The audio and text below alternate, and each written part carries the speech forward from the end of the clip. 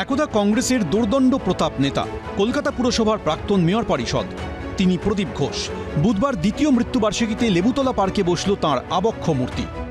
এই যে লেবুতলার পুজো, এই পুজোকে এই হাইটে যিনি নিয়ে গেছেন তিনি প্রদীপ ঘোষ। যেখানে দাঁড়িয়ে আছি এর পেছনে হচ্ছে একটা এত বড় সাঁতার ক্লাব, হাজারখানেক ছেলে মেয়ে এখানে বাচ্চারা সাঁতার প্র্যাকটিস করে, এটাও ওনার সৃষ্টি। ওপাশে তাকিয়ে দেখুন চিলড্রেন পার্ক, সেটাও ওনার সৃষ্টি।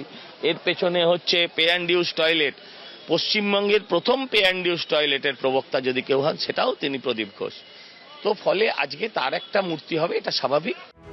একসময় তিনি ছিলেন তৃণমূলে, পরে তৃণমূল ছেড়ে কংগ্রেসে যোগ দেন। দীর্ঘদিন কলকাতা পুরসভার কংগ্রেস কাউন্সিলর ছিলেন। 2014 সালে যোগ দেন বিজেপিতে। 2024 সালের 12ই আগস্ট মারা যান। লেবুতলা পার্ক বা সন্তোষ মিত্র স্কোয়ারের পুজো, যা এখন সজল ঘোষের পুজো নামে পরিচিত, সেই পুজোর শুরু প্রদীপ ঘোষের হাত ধরে। শারদোৎসবের মুখে সেই প্রদীপ ঘোষের মূর্তি বসল সন্তোষ মিত্র স্কোয়ারে। পরিবারের সদস্যদের পাশাপাশি উপস্থিত ছিলেন শিল্পমন্ত্রী তাপস রায়। সুকান্ত মুখোপাধ্যায়, এবিপি আনন্দ, কলকাতা।